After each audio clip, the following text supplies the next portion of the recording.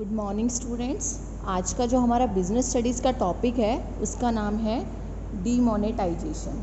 देखिए बेटा, जो डीमोनेटाइजेशन टॉपिक है ये आज से पहले आपके सिलेबस में नहीं था। 12th के सिलेबस में बिजनेस स्टडीज़ के सब्जेक्ट में जो डीमोनेटाइजेशन है वो नया टॉपिक इसमें ऐड किया गया है। देखो, डीमोनेटाइजेशन के बारे में अगर हम ब्रीफली बात करें तो हम सबको ही पता है कि जो डीमोनेटाइजेशन है ये श्री नरेंद्र मोदी जो हमारे प्रधानमंत्री जी हैं उन्होंने किया था।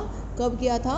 8 नवंबर 2016 में। देखो, हम बताया गया था कि 8 नवंबर 2016 से मिडनाइट से यानी आधी रात से जो ओल्ड करेंसी है इंडिया की 500 और 1000 की नोट्स उन्हें बंद कर दिया जाएगा और उनके बदले इकोनॉमी में 500 और 2000 के न्यू नोट सर्कुलेट किए जाएंगे। ठीक है, तो जो आपका ये टॉपिक है डीमोनेटाइजेशन, इसमें हम पढ़ेंगे मीनिंग ऑफ डीमोनेटाइजेशन, इसका मेन एम क्या था और इसके साथ साथ इसके क्या फीचर्स हैं, इसका क्या इम्पैक्ट पड़ा इकोनॉमी पे, इंडियन इकोनॉमी पे, इन सब के बारे में हम इस टॉपिक में पढ़ेंगे। On 8 November 2016 the government of India announced the demonetization of all rupees 500 and rupees 1000 banknotes of Mahatma Gandhi series.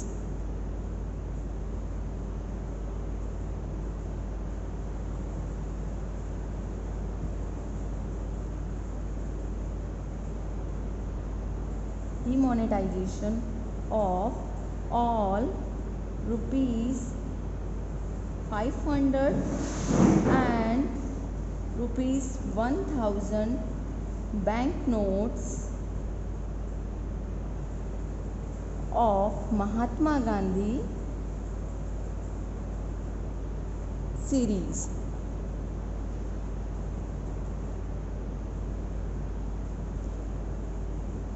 तो 8 नवंबर 2016 का the government of India announced the demonetization of all rupees 500 and rupees 1000 bank notes of Mahatma Gandhi series. तो 8 नवंबर 2016 को क्या कहा गया कि भाई आपके जो पुराने नोट है 500 और 1000 के उनको बंद कर दिया जाएगा और उनके बदले नए नोट जो हैं 500 और 2000 के वो इशू किए जाएंगे। ठीक है, अब ये ऐसा क्यों किया गया था? ये गवर्नमेंट ऑफ इंडिया ने किया था ताकि जो भी आपकी ब्लैक मनी है, जो भी इकोनॉमी में ब्लैक मनी सर्कुलेट हो रही है उसको हटाया जा सके और कोशिश की जा सके कि जितना भी करप्शन है वो कम हो सके।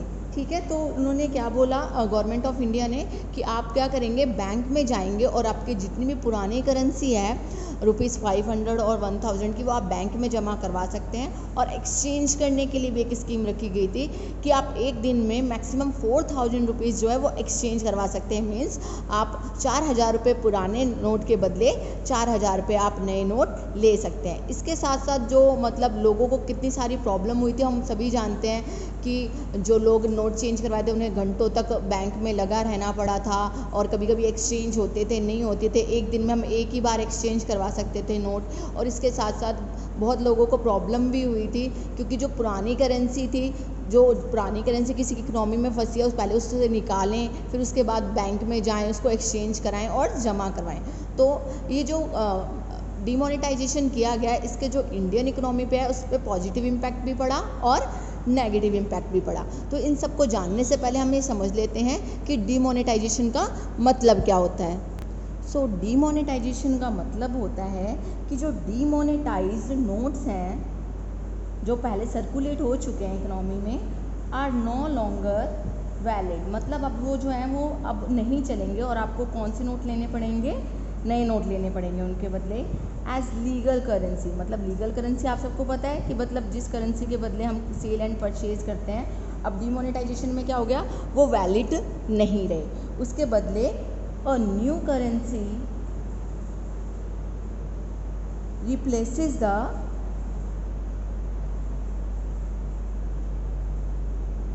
Old currency. तो क्या हुआ है कि जो न्यू करेंसी है उसको किसने चेंज कर दिया है, जो ओल्ड करेंसी है उसको किसने चेंज कर दिया है, न्यू करेंसी ने। जो मेन एम था इस डिमोनेटाइजेशन को लाने का, वो मेन एम जो हमारा था गवर्नमेंट का, वो एम ये था कि मतलब करप्शन को कम किया जा सके और जो ब्लैक मनी है उसको बाहर निकाला जा सके. So the main aim of this exercise was to curb, मतलब आप ब्लैक मनी को हटाएं और जो मतलब करप्शन हो रहा है इकोनॉमी में उसको कम करें. And controlling the use of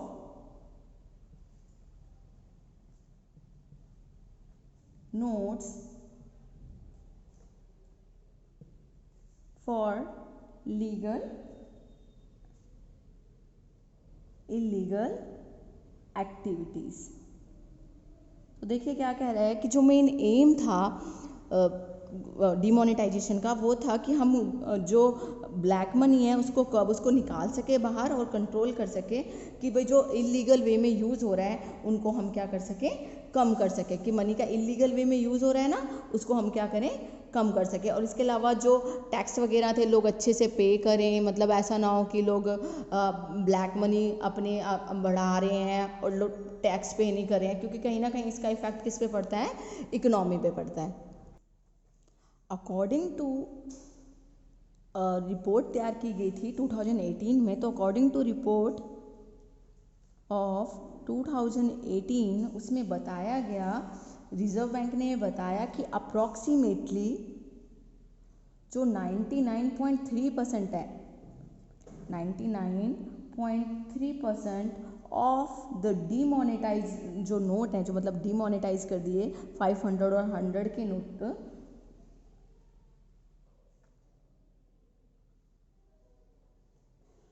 वो कितने जो नोट्स हैं, मतलब 99.3% ऑफ द डीमोनेटाइज नोट्स जिनकी वैल्यू जो थी वो ₹15.30 लाख करोड़ थी.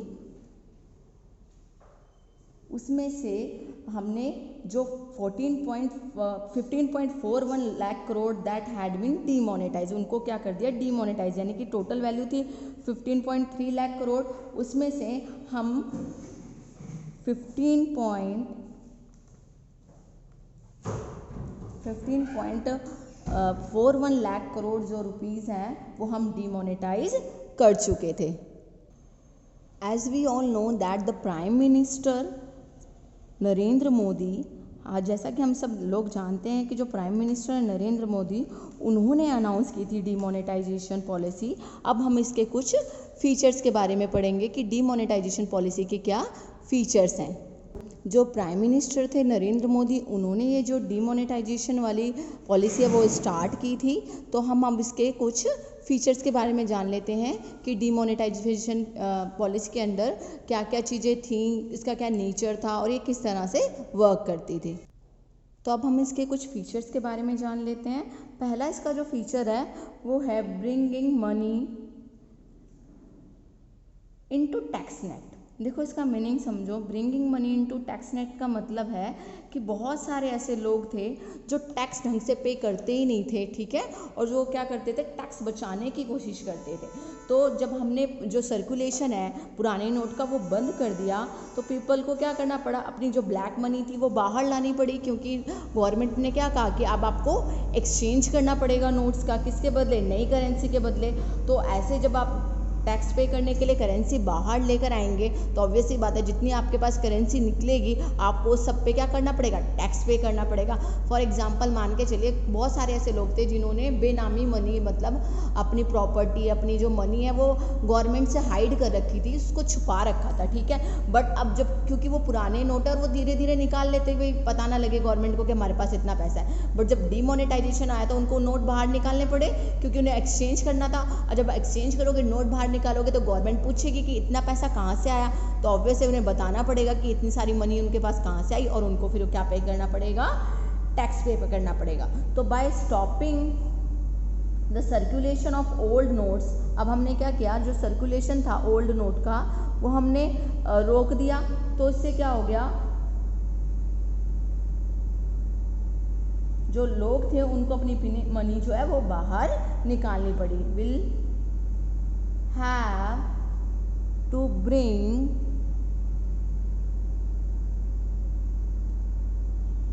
ब्लैक मनी, उनको अपनी मनी क्या करनी पड़ी, बाहर निकालनी पड़ी। किसके लिए, एक्सचेंज करवाने के लिए, है ना, क्योंकि अब उनके पास पैसा नहीं है तो वो क्या करेंगे, मनी को एक्सचेंज करने के लिए बाहर निकालेंगे ना, क्योंकि ओल्ड करेंसी तो किसी काम की रहेगी नहीं, तो ऑब्वियस है उनको मनी बाहर निकालनी पड़ेगी। जो इसका सेकंड फीचर है वो ये है controlling tax evasion. Controlling tax evasion, तो कंट्रोलिंग टैक्स इवेजन में क्या बोला गया कि जो गवर्नमेंट है, अब जो बहुत सारे ऐसे लोग हैं जो टैक्स देने से बचते हैं, तो गवर्नमेंट ने ये बात क्लियर कर दी कि जो टैक्स इवेजन है वो टॉलरेटेड नहीं है, कि मतलब गवर्नमेंट अगर आप टैक्स पे नहीं करोगे और गवर्नमेंट टॉलरेट करेगी, नहीं, बिल्कुल नहीं। तो अब क्या है कि आप, जो उनकी मेन इंटेंशन थी वो यही थी कि क्लियर कर देना लोगों को कि जो आप टैक्स इवेजन करोगे वो टॉलरेट नहीं किया जाएगा, और जहाँ से आपको मनी मिल रही है, जहाँ से भी आपका इनकम ऑफ सोर्स है, वो सब चीज़ों का आपको टैक्स पे करना पड़ेगा। बोला गया कि गवर्नमेंट जो है वो टैक्स इवेजन जो है वो टॉलरेट नहीं करेगी, और लोगों को जहाँ से भी वो अपना मतलब सोर्सेज ऑफ इनकम है उन सब के लिए उनको क्या पे करना पड़ेगा, टैक्स पे करना पड़ेगा। ठीक है, अब देखो थर्ड पॉइंट में क्या कहा गया, मोबिलाइजिंग सेविंग्स। देखो लोग जो है अब क्या करेंगे, अपनी जितनी भी सेविंग उनके घर पे थी उनको नोट चेंज करवाने के लिए क्या करना पड़ा, सारी सेविंग बैंक में जमा करवानी पड़ी। So people deposit their money in banks. अब बैंक में जमा करवाएंगे तो ऑब्वियस है बैंक के पास पैसा आएगा, और जो पैसा होगा वो can be use for productive purpose. पर प्रोडक्टिव पर्पस में कैसे यूज़ हो जाएगा, क्योंकि जो बैंक होंगे वो लोन देंगे किसको, जो इंडस्ट्रीज़ वगैरह उनको, कंपनीज वगैरह उनको, और बदले में वो क्या मिल जाएगा, सोर्स ऑफ इनकम बन जाएगा। इस तरह से जो उनकी जो सेविंग थी जो कहीं यूज़ नहीं हो रही थी वो एक प्रोडक्टिव पर्पस के लिए यूज़ हो जाएगी। इसीलिए जो सेविंग्स है पीपल की, जो savings of people can be mobilize, वो मोबिलाइज हो सकती है ना कि उसका यूज़ हो रहा है प्रॉपर, क्योंकि घर में पड़ी थी तो क्या यूज़ हो रहा था, कोई प्रोडक्टिव पर्पस तो था नहीं उसका, नहीं कोई प्रोडक्टिविटी हो रही थी। बट जब वो बैंक में जमा हो गया और बैंक से लोगों को बैंक से उस पर क्या मिलेगा, इंटरेस्ट, और जो बैंक होगा वो पैसा क्या करेगा, वो इन लोगों को दे सकेगा, कंपनीज वगैरह को। इस तरह से इनकम बैंक की भी होगी यानी गवर्नमेंट की भी होगी, और जो वो है पीपल है उनको भी उनकी सेविंग्स पर इंटरेस्ट मिलेगा। अब इसके फोर्थ पॉइंट की बात करते हैं। इसका फोर्थ पॉइंट है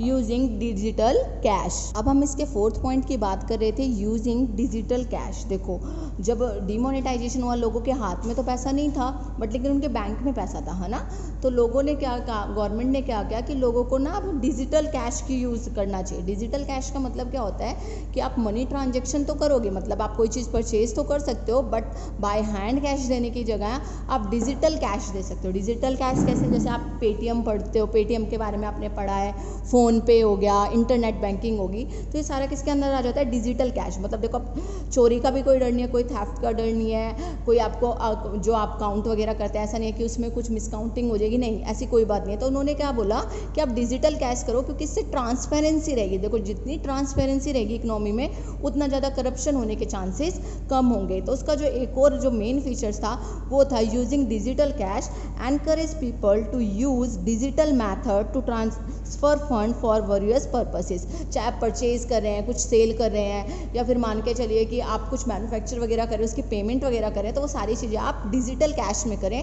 ताकि ट्रांसपेरेंसी बनी रहे। The use of phone and internet was essential for digital transaction. और सभी जानते हैं कि अगर हम डिजिटल की बात कर रहे हैं कैश की, तो ऑब्वियस है कि हम किससे पेमेंट करते हैं, थ्रू इंटरनेट और फ़ोन। देखो जब इसका फिफ्थ पॉइंट है वो है replacing old currency with new one. देखो अब क्या बोला गया कि जो ओल्ड करेंसी है उसको न्यू वन से चेंज कर दिया। मैं ये बात मैं आपको पहले भी बता चुकी हूँ कि जो ₹500 और 1000 के जो नोट्स हैं उनको किस में बैन कर दिया गया, और उनके बदले नए नोट चलाए गए, किसके, 500 और 2000 के। मतलब देखो अगर आपने कोई डिमोनेटाइजेशन किया तो आपने क्या किया, ओल्ड करेंसी को बैन कर दिया 500 और 1000 की, और उसके बदले आपने क्या किया है, न्यू करेंसी इशू किया है ₹500 और 2000 की। इसके बाद हम इसके कुछ इम्पैक्ट के बारे में बात कर लेते हैं कि इसका क्या इम्पैक्ट पड़ा, impact of demonetisation on economy of India. तो देखो इम्पैक्ट ऑफ डिमोनेटाइजेशन, अब डिमोनेटाइजेशन हुआ है तो ऑब्वियस है कि कुछ ना कुछ इम्पैक्ट तो पड़ा ही होगा उसका। तो impact of demonetisation on Indian economy, तो इंडियन इकोनॉमी में क्या इफेक्ट पड़ा, इसका क्या इम्पैक्ट पड़ा, इसके बारे में पढ़ेंगे। देखो जाहिर सी बात है जब भी कोई नई पॉलिसी आती है तो उसके दो इम्पैक्ट पड़ते हैं, तो पॉजिटिव और नेगेटिव। तो हम इसमें हम दोनों इम्पैक्ट के बारे में बात करेंगे कि इसके पॉजिटिव इम्पैक्ट कौन से पड़े पॉलिसी के, और नेगेटिव इम्पैक्ट कौन से पड़े पॉलिसी के। ठीक है, तो पहले बात कर लेते हैं इसके पॉजिटिव इम्पैक्ट की। देखो ऑब्वियस है कि डिमोनेटाइजेशन लाया गया तो कुछ सोच समझ के लाया गया होगा कि इसके पॉजिटिव इम्पैक्ट कौन कौन से होंगे। तो देखो पहले तो हो गया हमारी जो बात करें कि लोगों ने डिमोनेटाइजेशन के थ्रू बहुत सारी इनकम जो है वो अपनी जो डिपॉजिट्स हैं वो बैंक में जमा करवाए। तो ऑब्वियस सी बात है कि यहाँ पर क्या हो गया, इंक्रीज इन फाइनेंशियल सेविंग, है ना, इंक्रीज हो गया।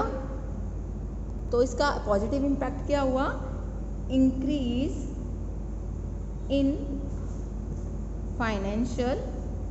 ऑब्वियस है कि जब पॉलिसी रखी गई है तो सोच के ही रखी गई हो कि भाई इसका कोई फ़ायदा ही हो। तो इंक्रीज इन फाइनेंशियल सेविंग, देखो लोगों ने जाके बैंक में पैसा जमा करवाया तो ऑब्वियस सी बात है कि सेविंग्स भी बढ़ी क्योंकि लोग ने पैसा जमा करवा रहे, और डिपॉजिट भी बढ़ा किस में, बैंक में, और उसका बैंक का यूज़ भी हो सकता है। किस में यूज़ होगा, मैंने आपको बताया लोन्स वगैरह देने के लिए यूज़ हुआ, ठीक है।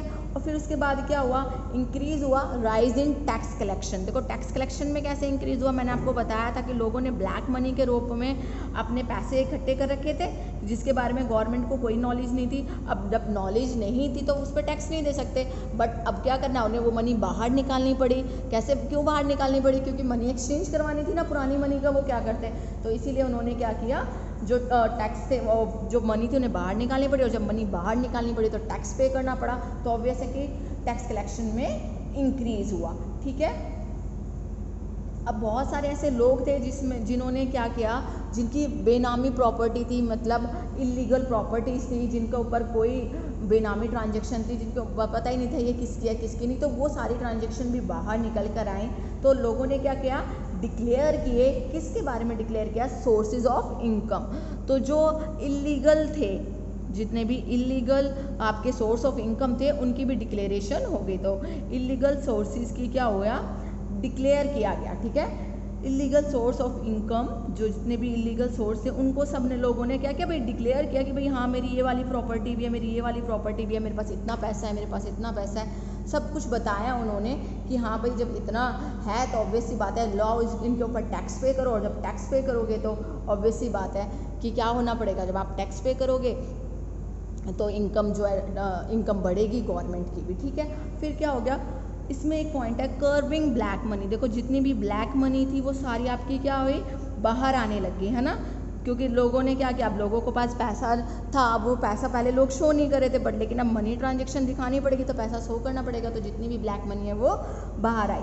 अब क्योंकि डीमोनेटाइजेशन की वजह से लोगों के हाथ में पैसा नहीं था, बैंक में था, तो इंटरनेट बैंकिंग स्टार्ट हुई। तो ऑब्वियस सी बात है कि क्या बोला गया कि किस चीज़ की बात बढ़ गई, हमारी डिजिटलाइजेशन। तो जो हम क्या बोल रहे हैं, अगर हम ये बात करें कि जो डिजिटलाइजेशन की शुरुआत है, जो बिगिनिंग है, वो किसकी वजह से हुई, ज़्यादातर वो उसी की वजह से हुई है, डीमोनेटाइजेशन की वजह से। तो इसमें क्या हो गया, हेल्प बोल सकते हैं, हेल्प इन इंक्रीज या help in increase of digitalization. तो देखो डिजिटलाइजेशन में इसने बहुत बड़ा रोल दिया, क्योंकि लोगों के हाथ में पैसा नहीं था, बैंक में था, तो उन्होंने क्या करना पड़ा, ऑब्वियस है कि उन्हें डिजिटल ट्रांजैक्शन करनी पड़ी, और डिजिटल ट्रांजैक्शन करेंगे तो डिजिटलाइजेशन बढ़ा थ्रू इंटरनेट और बैंकिंग। तो ये कुछ ऐसे हमारे पॉजिटिव इम्पैक्ट हैं जो गवर्नमेंट ने डिमोनेटाइजेशन किया और उससे इकोनॉमी पे पड़े। इसके अलावा भी बहुत सारे ऐसे पॉइंट हैं, बट वो क्योंकि आउट ऑफ सिलेबस हो जाएंगे और जो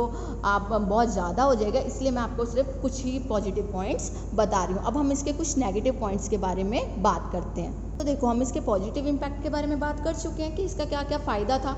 अब हम इसके थोड़े से नेगेटिव इम्पैक्ट के बारे में बात कर लेते हैं कि इससे क्या क्या नुकसान हुआ। तो जो पहला नुकसान हुआ वो हुआ डिक्लाइन इन कैश ट्रांजैक्शन। देखो मेरी बात, बहुत सारे ऐसे लोग हैं जो डिजिटलाइजेशन यूज़ कर सकते हैं, डिजिटल पेमेंट कर सकते हैं, बट लेकिन स्टिल हमारे यहाँ पर क्या है, हमारे यहाँ पे भी टेक्नोलॉजिकल डिवीज़न है। मींस कुछ लोग ऐसे हैं जो अभी तक इंटरनेट बैंकिंग है या फ़ोन है, ये सारी चीज़ें उनके पास प्रोवाइड नहीं है। वो हमेशा अपनी ट्रांजैक्शन किस में करते हैं, कैश में करते हैं। जैसे आप सबको पता है सब्जी वाला हो गया, दूध वाला हो गया, या फिर मान के चले कोई हॉकर है, ये सारी पेमेंट किस में करते हैं, कैश में। तो अब जब कैश ट्रांजैक्शन इन लोगों के पास मनी ही नहीं है तो वो कैसे डील करेंगे। तो सबसे ज़्यादा प्रॉब्लम किसको हुई, जो एक मिडल मैन है, जो नॉर्मल काम करता है, उसको बहुत प्रॉब्लम हुई। तो यहाँ पे क्या हुआ, डिक्लाइन हुआ इन कैश ट्रांजेक्शन, क्योंकि बहुत सारे ऐसे लोग हैं अभी भी जो कैश में ही डीलिंग करते हैं। जैसे जैसे मान के चलो जो छोटा सा एक रिटेलर शॉप है जिसकी एक लोकेलिटी के बाहर शॉप है, वो क्या करेगा, डिजिटल पेमेंट थोड़ी ना इतनी जल्दी वो कर सकता है, नहीं वो अप्लाई करना पड़ता है, फॉर्म वगैरह भरना पड़ता है, इतनी नॉलेज भी नहीं होती किसी को।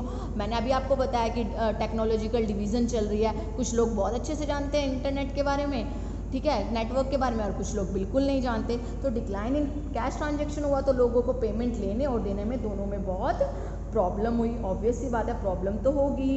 अब इसका इफेक्ट जो है ना वो रियल इस्टेट पे भी पड़ा।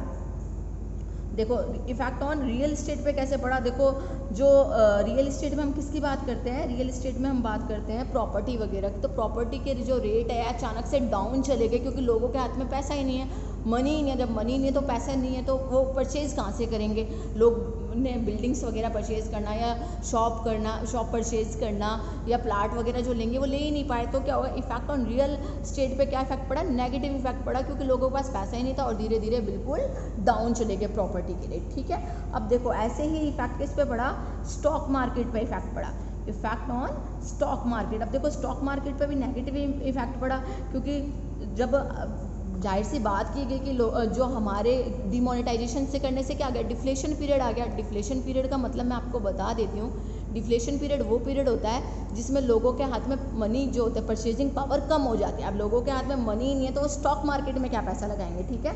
तो जो इफेक्ट पड़ा वो स्टॉक मार्केट पे भी नेगेटिव इफेक्ट पड़ा कि लोगों के पास मनी ही नहीं थी तो वो लगाते कहाँ से, और धीरे धीरे जो स्टॉक मार्केट है वो वैल्यू उसकी डाउन होने लगी, ठीक है। अब इंडस्ट्रियल आउटपुट पे क्या इफेक्ट पड़ा कि इंडस्ट्रियल आउटपुट जो अभी है, जो प्राइवेट वेल्थ थी वो क्या होने लगी, डिक्रीज होने लगी, ठीक है। तो क्या हो गया, प्राइवेट वेल्थ जो मान के चलो हम जितनी भी प्राइवेट जो लोग होते हैं जो प्राइवेटली काम करते हैं, जो उनकी प्राइवेट वेल्थ होती है वो भी कम होने लगी, क्योंकि लोगों के हाथ में पैसा नहीं है। डिमोनेटाइजेशन की वजह से मंदी आ गई इकोनॉमी में, तो ऑब्वियस सी बात है जो प्राइवेट वेल्थ होगी वो भी डिक्लाइन हो जाएगी, कम हो जाएगी। किसकी वजह से कम होगी, क्योंकि जो ओल्ड नोट थे ना, बिकॉज ऑफ जो ओल्ड नोट की जो करेंसी थी वो सारी किस में जमा होगी थी, बैंक में जमा हो गई थी। बिकॉज ऑफ जो ओल्ड नोट्स जो भी थे वो सारे कहाँ डिपॉजिट हो गए थे, बैंक में जमा हो गए। तो बैंक के पास इतना टाइम नहीं था कि मतलब आपको तुरंत आपने आज जमा करवाया और आपको आज की आज ही न्यू करेंसी पकड़ा दी है। 4,000 की तो पकड़ा रहे थे,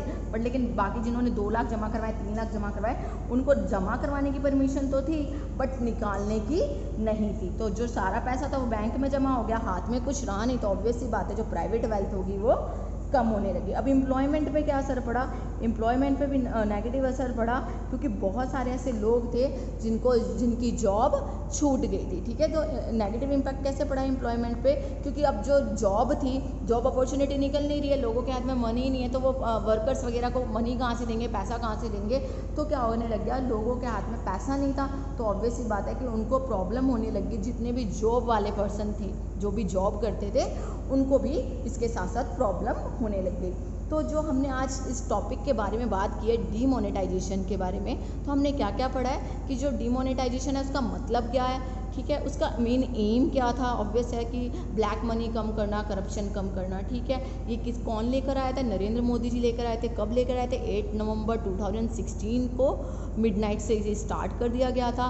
इसके बाद इसके हमने पढ़ा कि इसके फीचर्स क्या थे, ठीक है। फिर हमने इसके इम्पैक्ट पढ़े, पॉजिटिव इम्पैक्ट और नेगेटिव इम्पैक्ट। आई होप कि आपको ये टॉपिक क्लियर हो गया होगा और आप इसको अच्छे से समझ पाए होंगे।